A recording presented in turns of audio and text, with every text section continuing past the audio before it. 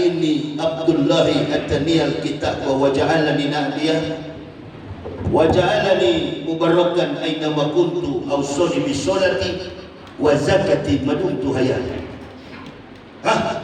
Yahudi kan kemana-mana kitabnya setebal tisu ini. Coba lihat anak cucunya kalau hari Minggu ke sana kemari, kitabnya begini tebal, satu pun dia tidak tahu isinya. Termasuk saya dulu. Ini dulu kan mantan anak cucu Yahudi saya. Dan sampai sekarang otak saya otak Yahudi. Jadi ente kalau baru belajar pakai otak Yahudi jangan. Oh saya kamu, saya bukan ustaz besar. Yang begitu-gitu ustaz-ustaz internasional. Ini ustaz kampung nggak cocok pakai begitu. Sedangkan pakai masker saya kaku, apalagi pakai begitu. Ini aja diperbaiki suaranya. Apa arti ayat tadi? Ayat 30 Maryam surat Maryam ayat 30 sampai 31. Isa memproklamirkan dirinya. Ini kalau bicara Maulud Nabi. Dari sini dulu kita bicara. Qala ini Abdullahi at-Taniyal kitab wa ja'alani nabiyya wa ja'alani mubarakan aynama kuntu awsani bisolati wa zakati madumtu hayat. Kata Al-Masih, saya ini hamba Allah. Allah memberi aku kitab wa ja'alani nabiyya dan mengutus aku sebagai nabi. Kemanapun aku pergi, wa ja'alani nabiyya, kemanapun aku pergi, Allah memerintahkanku ausoli bisolati, mendirikan solat, wajakati, membayar zakat, madumtu hayat, sepanjang usia umur hidup. Pertanyaan saya kepada ibu bapak, kalau orang sudah solat dan bayar zakat, orang itu Islam atau Kristen? Kenapa antum selama ini menghubungkan Nabi Isa dengan Kristen? Muncul lagi di YouTube satu goblok masalah Islam, goblok juga masalah Kristen. Mau berdebat, dua-dua tolol. Makanya mana pernah saya tanggapi orang-orang yang menghina saya? Karena bukan lawan saya.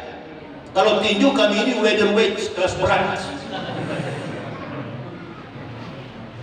Dia tidak tahu tentang sejarah Nabi Isa, dia berbicara tentang Isa. Ini yang ahlinya. Jadi kami masuk Islam ini punya landasan keilmuan ketauhidan yang kuat dari perjalanan sejarah Nabawiyah. Proses sejarah inilah yang memperkokoh keilmuan seorang mukmin untuk kokoh dalam pengakuan tauhid. Jangan ibu bapak berpikir karena kita dari kafir nggak ngerti Islam. Justru karena ngerti kita masuk Islam, meninggalkan segala-galanya karena Islam. Begitu sudah di Islam saya lihat ada pejabat, ada politikus bergaul dengan kafir, membunuh saudara muslim demi pangkat dan jabatan. Innalillah. Nah ini Isa kemudian dimandikan. Yahudi periksa dalam kitabnya. Yahudi ini kitab apa yang dia tidak tahu? Dia juga punya Al-Quran, tapi dia tidak beriman kepada. Dia percaya kepada Allah Subhanahu wa taala itu jalla-jalla, pencipta Rabbul Alamin. Tapi dia tidak suka kalau Nabi Muhammad jadi nabi. Ini persoalannya. Lalu Yahudi buka kitab Talmud itu. Memang benar, ini firman Allah. Karena dia lihat anak baru lahir masih pemerah-merah sudah mengucapkan kalimatullah, firman Allah, Yahudi tidak berani mengurungkan niatnya, pulang dia. Tunggu, ada satu syarat lagi dalam ketentuan agama Yahudi, yakni kalau anak laki-laki lahir, dia wajib disunat. Kita lihat nanti apakah Maryam akan sunat dia atau tidak. Pulang Yahudi. Ayo Saduki, kita pulang aja dulu. Ini kali ini kita kasih kesempatan kepada Maryam, karena memang kita akui masa anak baru lahir sudah bisa berbicara dalam buaya. Kita tunggu saja. Apakah nanti hari ke-8 dia akan disunat atau tidak? Dan namanya Yahudi kan dia langsung pulang, tapi bukan langsung pulang ke rumah, dia singgah di warung kopi, ngopi dulu dia. Ini kopi tidak ada, saya lihat di meja ini.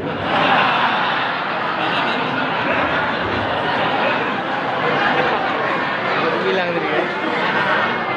Dia bicara bukan ustadz, yang bicara ini Yahudi. Yahudi itu kalau bicara mesti ada kopi. Jadi Saduki dan Yahudi ini langsung mampir di warung kopi, kedai kopi, singgah di Jalan Ampera. Duduk di situ dia, berdialog dia, bermusyawarah. Bagaimana ini cara menangkap Yahya Walauni? Salah. Bagaimana ini kita cara menangkap Gus Dur? Salah lagi ya. Bagaimana ini kita cara menangkap orang-orang yang menentang Jokowi? Salah lagi ya. Ini kesepakatan Yahudi. Memang Yahudi itu begitu, suka-suka nangkap ulama. Tapi mengaku Islam. Duduk di situ kata orang Saduki, sabar dulu Yahudi. Apa? Kita tunggu nanti hari yang ke-8 apakah Maryam akan melaksanakan satu perintah lagi menjadi ketentuan dasarnya imannya keagamaan Yudaisme. Hari yang ke-8 tiba, Yahudi datang lagi kepada Maryam. Tapi dari jarak jauh mereka intip. Waktu itu mereka pesan Grab, calling dulu. Dari jarak jauh tidak berani masuk. Dari jarak yang jauh saja sudah terdengar rebana sudah dipukul, gendang, kecapi, gambus bertalu-talu. Terdengar dari jarak yang jauh doa-doa para imam sudah dikumandangkan. Tidak pakai sound system. Karena dulu bid'ah. Ini ustaz-ustaz yang belum masak yang suka ceramah selalu bid'ah. Nah, dulu belum ada sound system ustaz. Yang kerjaannya cuma suka pecah-pecah belah Muslim. Maulud bid'ah. Ini yang kalau gua belum masak nih, masih perlu belajar dulu di pesantren baru berdakwah. Kalau saya memang dari kafir sana memang sudah ustaz besar. Tapi ustaz saya menuntun makhluk ke neraka. Nah, sekarang ke surga. Belajar ustaz bedanya. Itu ya. Secara teori memang sudah terlatih, makanya tinggal dirubah. Sampai dia di pintu, Assalamualaikum Maryam. Waalaikumsalam warahmatullahi wabarakatuh. Tafadhol Yahudi. Masuklah Yahudi, duduk. Mana Isa? Itu lagi yang dibaringkan. Sebentar lagi akan disunat. Siapa yang menyunatnya? Habib Rizik pernah dilapor. Habib Rizik pernah dilapor. Dilapor oleh siapa? Mahasiswa Kristen. Karena Habib Rizik cuma bertanya, siapa bidan? Siapa orang yang mengurus kelahiran, kebidanan Maryam ketika Isa dilahirkan? Orang yang mengurus Maryam bersalin suami istri. Namanya perempuan itu Ibu Safira, bapaknya Ananias. Ananias was Safira. Ini yang mengurus persalinan Maryam Al-Masalah. Ananias ini bukan nabi, tapi salah satu keluarga suci di kalangan Bani Israel. Kalau kita bisa relevansikan seperti Khalimatus Sa'diyah yang menyusui Nabi kurang lebih 4 tahun. Karena begitu ada orang beriman, kalau lahir anak disusui oleh keturunan-keturunan yang baik. Jadi saya tahu cerita-cerita begini bukan dari saya sudah Islam. Lahirlah dia, bicara lagi. Begitu Isa mau udah selesai di Kitan, umur 8 hari orang Yahudi disunat. Tanya sama orang Kristen, suruh buka kitab mereka New Testament, Perjanjian Baru, Lukas pasal 2 ayat 21. Pada hari yang ke-8 anak itu lahir, disunat, diberi nama Yesus. Ada di kitab Kristen, Perjanjian Baru. Kalau memang Kristen itu pengikut Nabi Isa, mestinya mereka sunat. Jadi kalau mau berdebat dengan saya, sunat dulu lah. Panitia debat harus periksa, buka celana masing-masing. Sudah disunat apa belum? Saya kan sudah disunat. Sejak bersyahadat, padahal itu yang paling saya takut. Tapi karena ini syarat, saya katakan kepada Pak Salim, Menteri Salim, Pak Menteri, jangankan sunat, batang leher pun jadi syarat. Insya Allah saya siap dipenggal. Asalkan itu syarat untuk masuk Islam. Apalagi hanya penjara. Kasihan, selalu mengancam-ancam kita ustaz dengan penjara. Itu yang kita cari, jangankan penjara, mati di jalan dakwah kami sudah siap. Allahu Akbar. Ancam-ancam penjara. Selesai rezim Jokowi, kemana kau munafik? Yang munafik-munafik ini bisa jadi ada yang di dalam dan di luar masjid. Bisa aja dia ada Yahudi dan Saduki di malam ini. Ada pasti. Karena beginilah Yahudi kaget. Begitu masuk ke rumah Maryam, Masya Allah, jamaahnya 2 kali lipat daripada ini, menyambut kedatangan penyunatan Nabi Isa.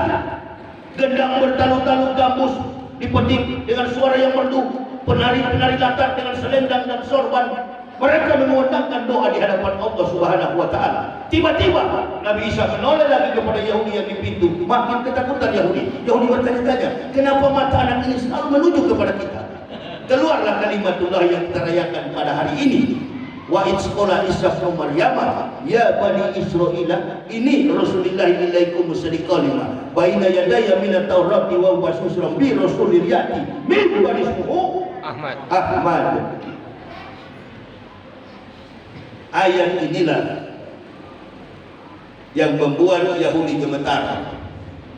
Pulang tanpa pamit, datang pakai salam, pulang salamnya tidak lengkap. Karena Maryam, saya Tuhan pamit kami jam. Kenapa cepat-cepat? Ini ada kambing goreng, ada kambing gulai.